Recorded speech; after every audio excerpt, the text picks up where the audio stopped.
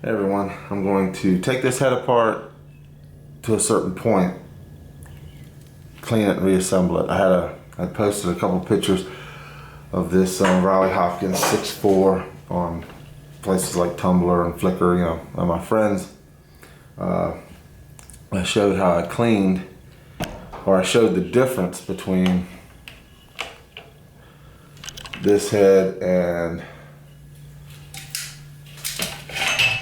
some broke up screens in there just to, let's see, this should be a good enough example. The way this head looks, and I did that one, got this one clean, and now you can see the difference. There's ink back here. I was finding ink back here, just slung everywhere. And it's not so much the ink, there's a thick layer of dust on there. And the knobs have ink on it, it's not cured. So, and it's gumming up the works. And I do want to touch on that, but first what you're going to need, or what I'm using, is some rubber gloves, obviously, because I'm going to use a brake cleaner. You have to be careful with, though, because you don't want to get it on the knobs, you don't want to get it on the knobs, and you don't want to get it on that knob doesn't want to stay on there. That's okay though. That pivot point there, that's not metal, so you don't want to get it there. Everywhere else you can pretty much get it. So what I do is I spray it on a rag and wipe it down. Then you're gonna need some, or what I'm using is anti-seize on the bolts when I'm done, and then some type of lubricant, whether it be WD-40, Remington oil, this stuff I got from my neighbor that's really good. So, alright, let me get my gloves on and everything, we'll get to it. Alright, got the gloves on, that's all I gotta do really. Also, you need a 9/16 or 14 millimeter, I think it was 9/16, or a 14 millimeter deep socket to do this. Start off by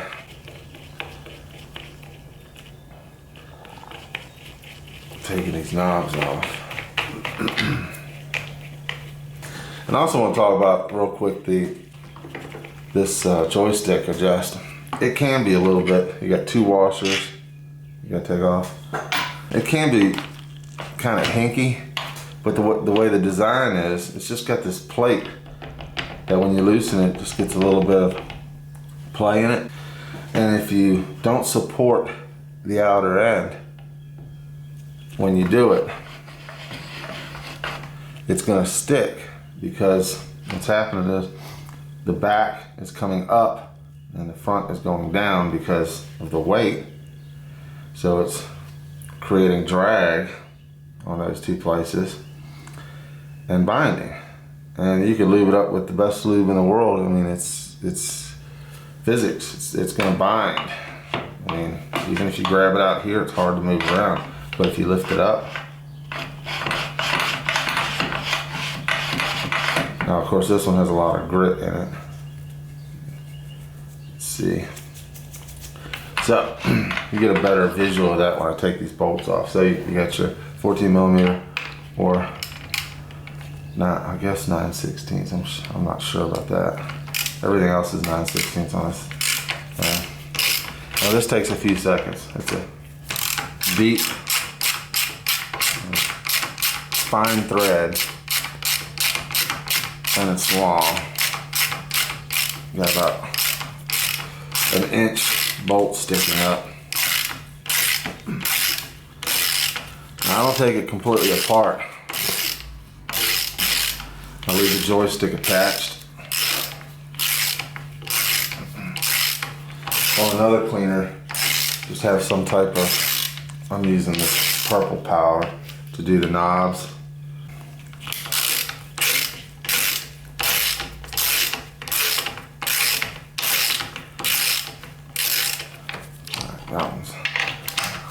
And you can see when you get the nut off that there's break free or anti-seize on it.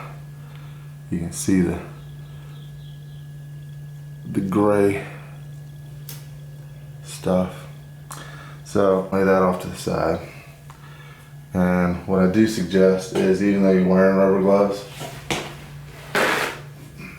have a paper towel ready. So you're gonna get that anti-seize on your wrench. And then you'll touch the knob with it when you're completely done, and there'll be this gray silver marking on your black knobs. You know, where'd that come from? Alright, now see when I let go of this, how it tilts? That's just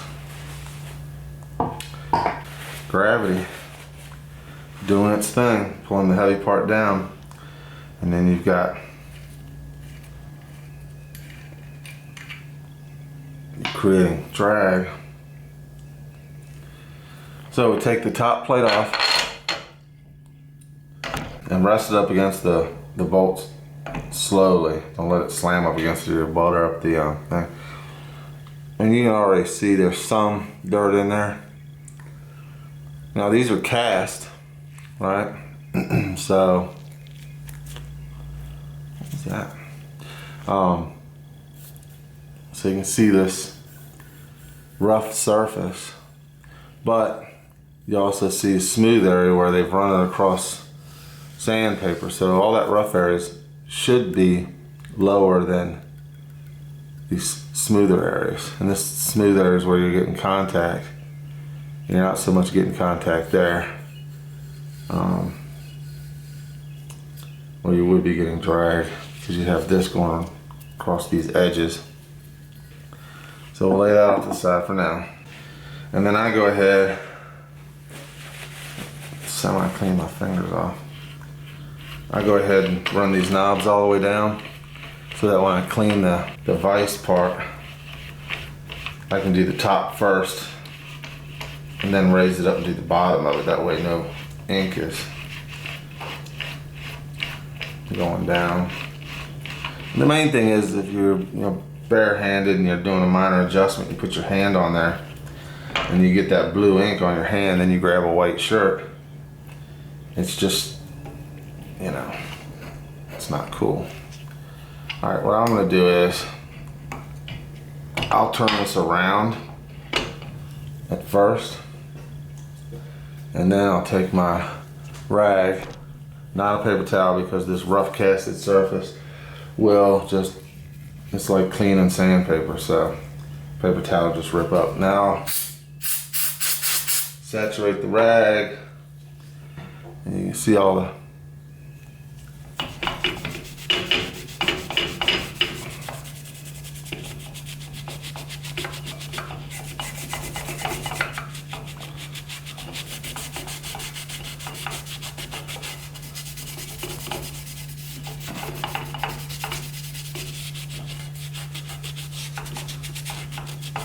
Alright, so that side's pretty much clean. You can see all the grime I got off there. And then I check this edge to make sure none of that stuff is turned up. It's not, so we're good. And I'll go ahead and do like this pink that's right there. Go ahead and do the sides. I know this is all done. All right, then when I do the other side, I'll get another spot. Then I'll do this side.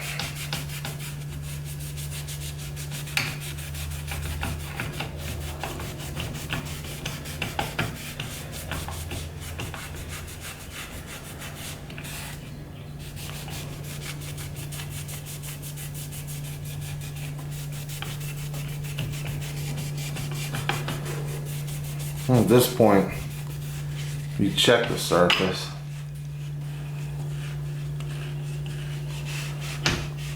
see any pits or anything, because like right here I can see this pit. I can't really feel it, so it's good. Because what happens is you gotta clean this every once in a while, because when you loosen up the knobs, if dirt gets under there or something that's hard, not necessarily dust, but something hard like another piece of metal gets between the two pieces of aluminum, and then you tighten it down, the aluminum is softer than most metals. Like if you get regular mild steel shaving or something in there. Now I don't know why you would have shavings near your press, but something hard like that gets in there.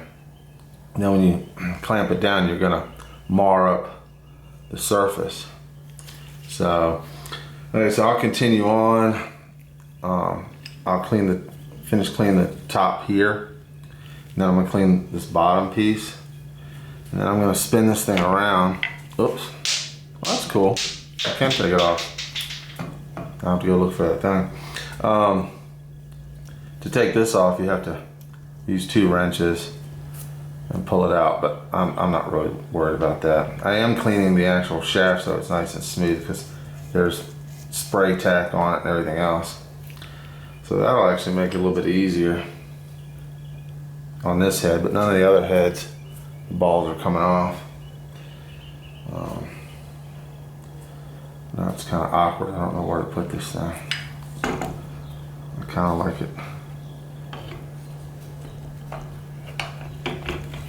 Kind of like it on there.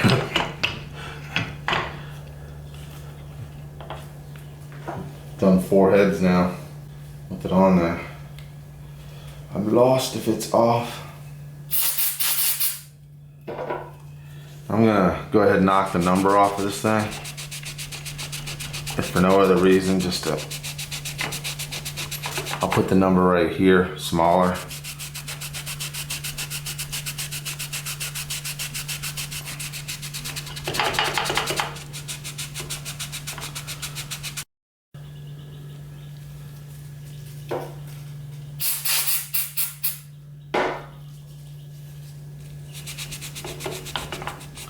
Just be careful going around this thing so you don't hit the pivot.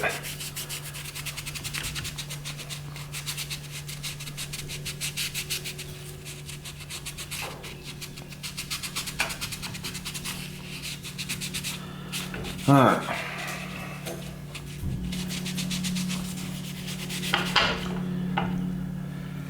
You can see how good this stuff works. I mean, it takes that ink right off. But I'll finish it up, and then we'll go.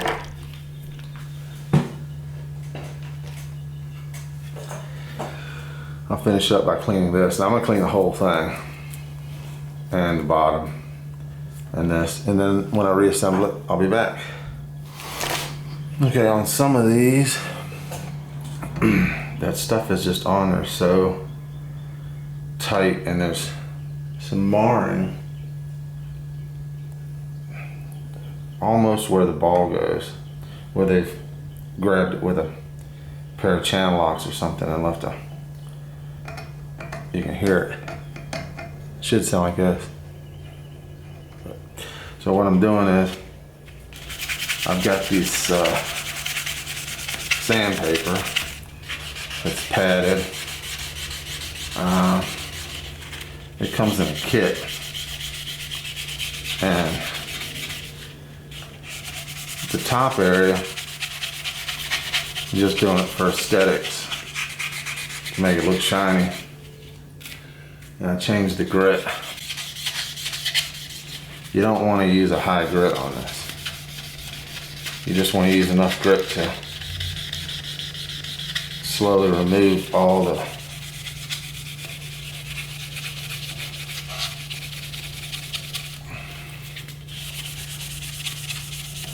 stuff that's been sitting on there for a while. If you get a hold of one of these, it's got that stuff on there. And like this one hardly has any cut to it at all. I use these for polishing. rings or something on the lathe. And pins that make out of resin or wood, and they'll polish it up to a mirror finish. Got like 9 or 10 of these. And gets down to where it's just like a piece of leather, but man, it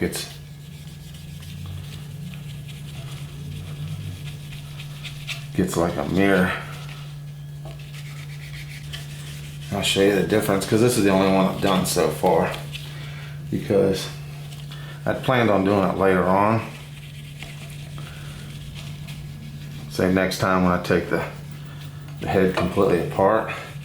But since this knob came off, I thought this would be a good time to try this, because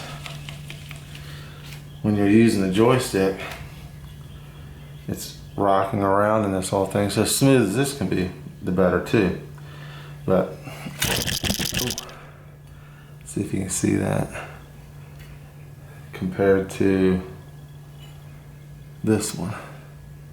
See how this one looks like it's just a dull aluminum, and then this one is got a shine to it, and you can see this bites there. If that knob is sitting on those, then I know what part of the issue is. But I can get them all to float really good as long as you do the support thing. Alright, I just want to show that real quick. So I did this, and I'll come back with either WD-40 or this stuff and spray it in here and work it around just to make that turn a little bit better. So now I'm going to do the bottom, finish the top, put it back together. Okay, so we're going to put it back together now. So pull this down.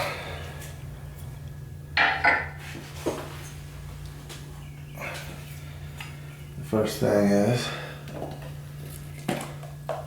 I'm going to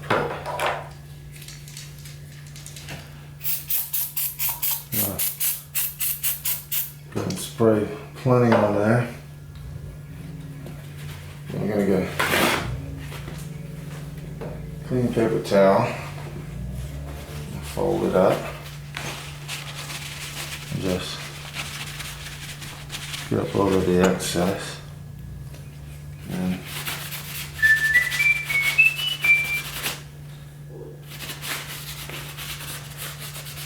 I'm just wiping some of that off here. Make sure I get full coverage. And I'll put a little bit on here so that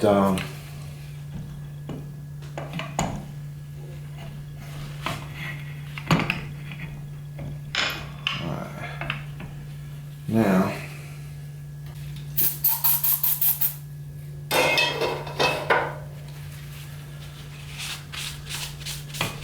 you just want a thin coat. You don't want it dripping everywhere. Look at it at an angle, you can see it'll look wet. I'll do the same thing with this one, but I'll just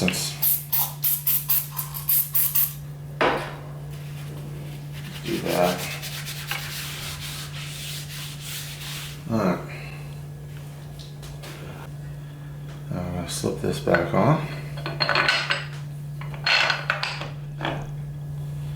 And then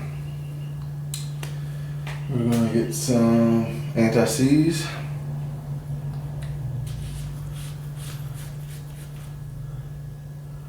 And this can get messy, that's why I say wear your gloves, and then after you're done doing this, get rid of the gloves so you don't get anti-seize on anything else. I'm going to put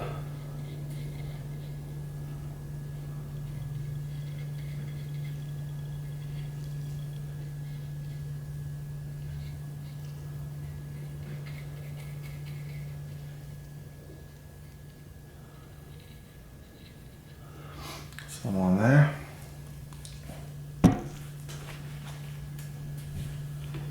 And pick off what I can with the old stuff.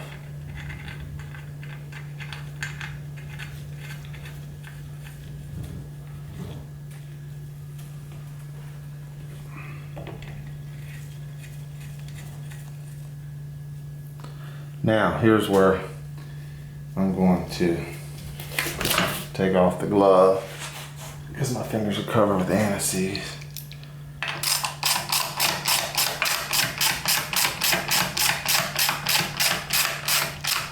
So you want to run this down until it stops. Alright, you don't want to tighten it up, just run it down until it stops.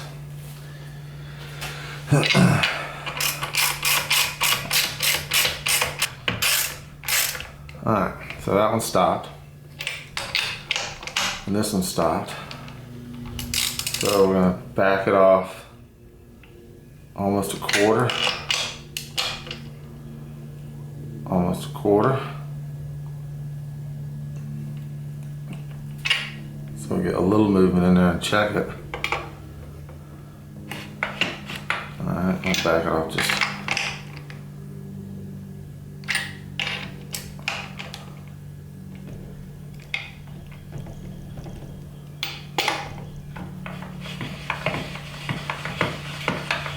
Now it's like butter. Probably even tighten it back up just a little bit.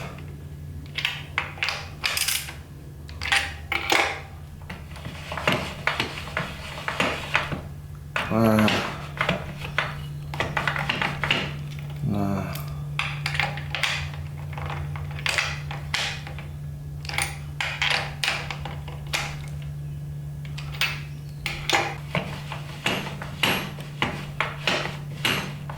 It's about a quarter turn. I like it where it's at.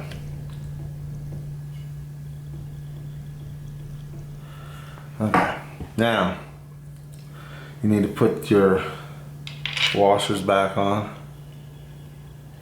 Washers back on, and then with your other hand that you've got the rubber glove still on,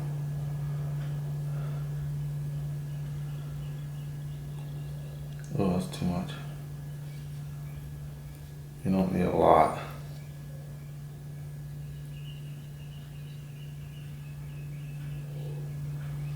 I'm just going to put a little bit on. Close that up.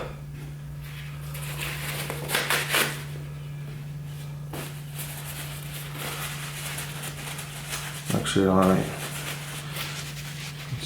isn't a big deal right now because you got to clean these knobs anyway.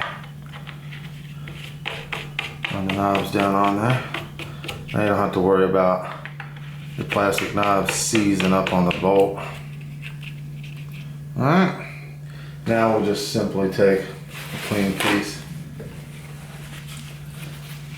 tighten these up. Plus I like to run these down all the way so they're tight and not spinning while you're trying to clean it. Spray some purple powder on there. And an ink degreaser that you have in your shop will work just as good probably.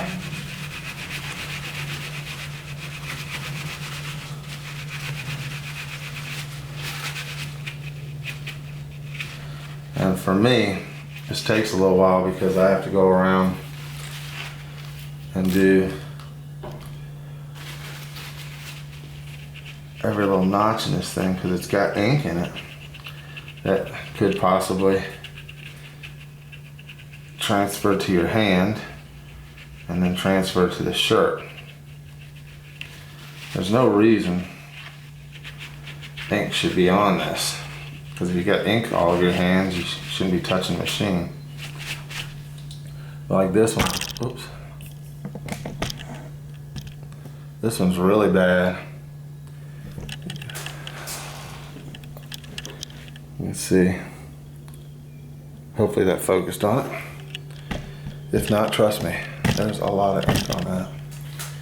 And so now that it's tightened down,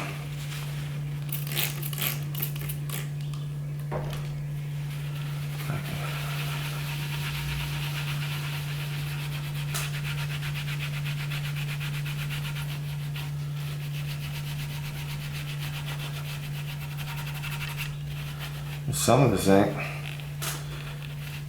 is cured, so it takes a little bit more elbow grease to get it off. So basically I just got this machine and I'm doing preventive maintenance on it because the guy that had it before me, well, seemed like a really nice guy. It's messy. Alright, so now you can see what it looks like. Hopefully.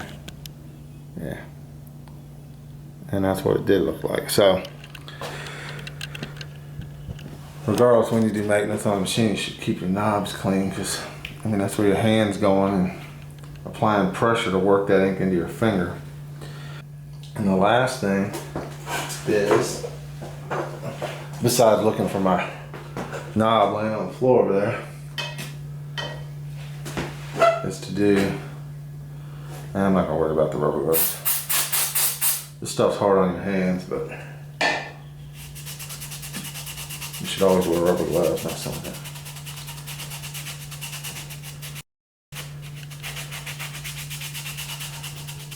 I'm just gonna clean this vise off. You know, get all the ink off of it. All the ink off the inside. And dust. And so I'll clean up here and clean down. And then it'll end up looking like these. Which, no matter how much I clean, I'll look back at the vise at different angles and find more ink. Which isn't too terribly bad because, I mean, it's gonna probably get dirty using it, but. And that's it. When you're done, you should be able to loosen these up, support the front, and it should, you know,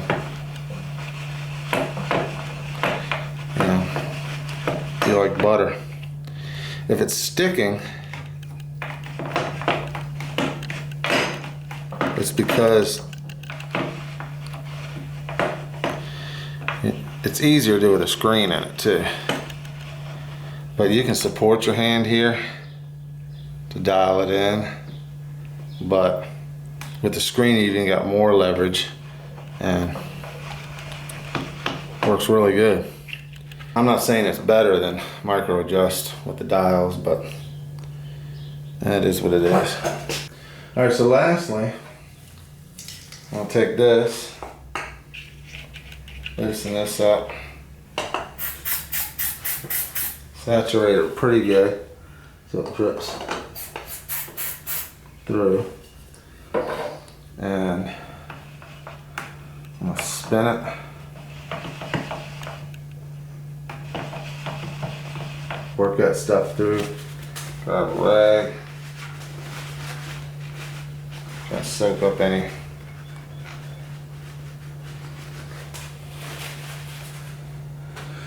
and it's done, except for, you know, I need to finish cleaning the front. Works pretty good. I don't know if spraying lubricant down in this little joint is any good or not, just for the simple fact that it fits in there loose. So that's why I think the little jaw marks on the post here won't affect this, but I think over time it would create, it's not a smooth contact in there, which would be ideal, but it is what it is. It seems to work. Who am I to complain? They're the master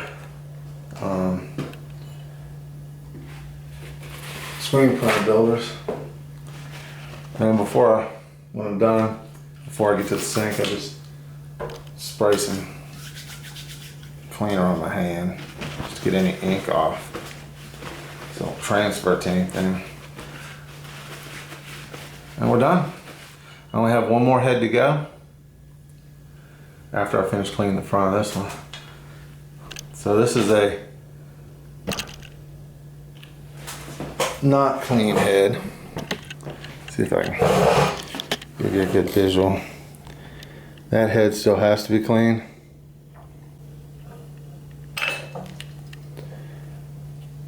And this is the one I just did.